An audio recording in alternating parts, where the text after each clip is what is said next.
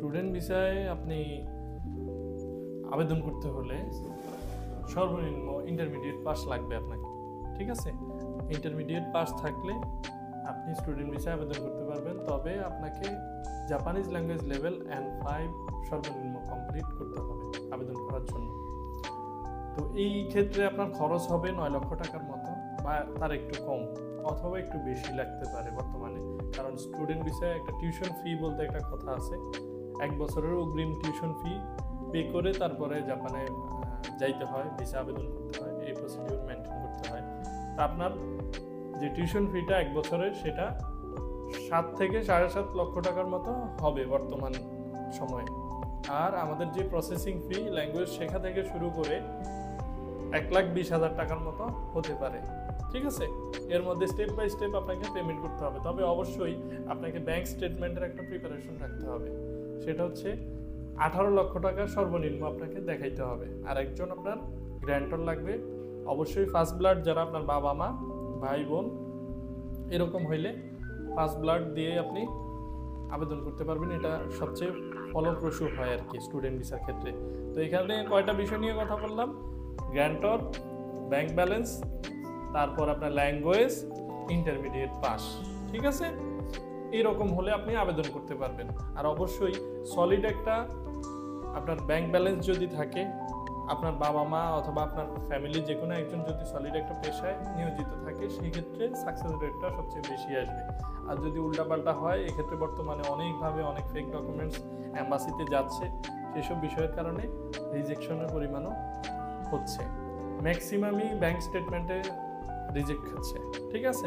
এই ক্ষেত্রে আমাদেরকে সচেতন থাকতে হয়, যে যে কারণগুলির কারণে রিজেক্ট আসে সেগুলি সম্পর্কে সাবধান থেকে তারপরে আবেদন করতে হয়। আর কোনো প্রশ্ন আছে আপনাদের?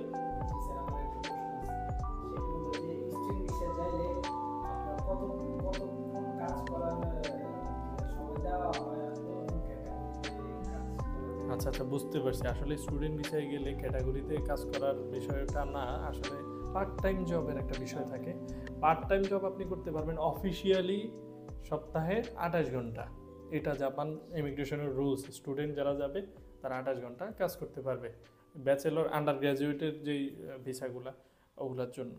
তো এই লেভেলে থাকা অবস্থায় আপনি সপ্তাহে 28 ঘন্টা কাজ করতে পারবেন। 28 ঘন্টা কাজ করার সময় আপনি যে টাকাটা পাবেন সেটা ব্যাংকে আসবে, ম্যাক্সিমাম কোম্পানি থেকে ব্যাংকে আসবে। তো ব্যাংকে আসলে আপনার ব্যাংকে 28 ঘন্টা স্যালারি আসলো নাকি 48 ঘন্টার আসলো, সেটা তারা দেখবে, স্কুল দেখবে, ইমিগ্রেশনও দেখবে, ঠিক আছে? তো আমি বলতেছি, আমি বুঝছি আপনার প্রশ্ন।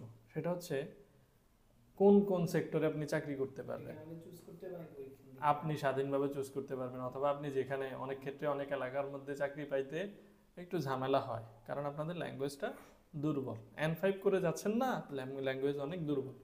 তো জব পাবেন, জবের জন্য আমরা হেল্প করবো আপনাদেরকে। কিন্তু ওখানে আপনি বার আছে না, বিভিন্ন বারের মধ্যে পার্ট টাইম জব করতে পারবেন। এবং আপনারা বিভিন্ন রেস্টুরেন্টে, সুপার শপে, এরকম কেক ফ্যাক্টরি, অনেক রকমের ফ্যাক্টরি আছে, মেশিনারিজ ফ্যাক্টরিতেও পার্ট টাইম আপনারা চাকরি করতে পারবেন, ঠিক আছে? ছুটির দিনগুলোতে আপনারা 48 ঘন্টা করে সপ্তাহে কাজ করতে পারবেন, ঠিক আছে? অফিসিয়ালি। এখন আসেন আরেকটা গোপন কথা বলে দিই, সেটা হচ্ছে আপনারা বাড়তি কাজও করতে পারবেন, কিন্তু সেটা হ্যান্ড ক্যাশ করতে হবে। যদি আপনারা অ্যাকাউন্টে নেন, ধরা খাবেন, ভিসা রিনিউ করতে পারবেন না। হ্যান্ড ক্যাশ করলে আপনারা পার্ট টাইমের সুযোগ সুন্দরভাবে করতে পারবেন। এমনভাবে করতে হবে যেন ধরা না খান। স্কুল কিন্তু আপনাদের পিছনে স্পাই লাগাই দেবে। যদি ক্লাসের রেজাল্টটা খারাপ হয়, অ্যাক্টিভিটিস খারাপ হয়, পারফরমেন্স খারাপ হয়, সেক্ষেত্রে আপনার পিছনে স্পাই লাগাই দিবে, আপনার সব চেক দিবে। যদি ক্লাসেও ভালো, সব কিছু ভালোভাবে করেন, সেক্ষেত্রে কোনো ভয় পাওয়ার কারণ নেই। বুঝতে পারছেন? আর কোনো প্রশ্ন আছে আপনাদের? ধন্যবাদ আপনাদেরকে, ভালো থাকবেন। ওয়ালাইকুম আসসালাম।